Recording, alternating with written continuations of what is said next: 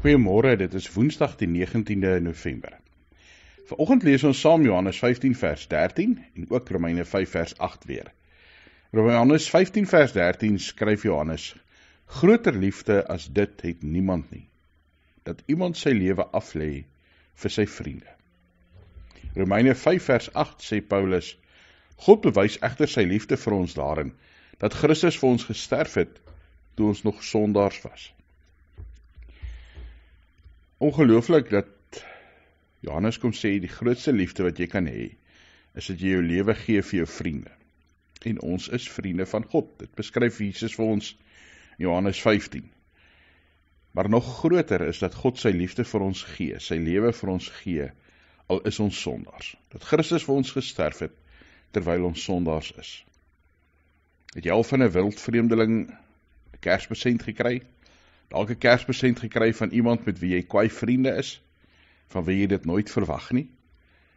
Nog meer het God Christus vir jou gegee, omdat hy jou lief het, omdat hy jou wil deel maak van sy koninkryk en sy genade. Mag hierdie Kersfees jou opnuut daaraan herinner, hoe lief God jou het. Nie net vir my en vir jou nie, maar ook die res van die wêreld. Ander mense, dat God mense wil deel maak van sy koninkryk, al is hulle nog buite. Al is hulle in ons oë sondaars, mag elkeen God se genade ontvang. Here, dankie dat ons u genade ontvang het. Dat ons voor u kan staan en weet, dis nie uit onsself nie, maar is uit u liefde en u genade dat ons verlos is. Mag ons ook hierdie wonderlike verlossingsboodskap van Christus gaan uitdra na ander mense. Here, in hierdie Kerstyd in besonder, opnuut besef wat u vir ons kom doen het, en verander daarvan vertel.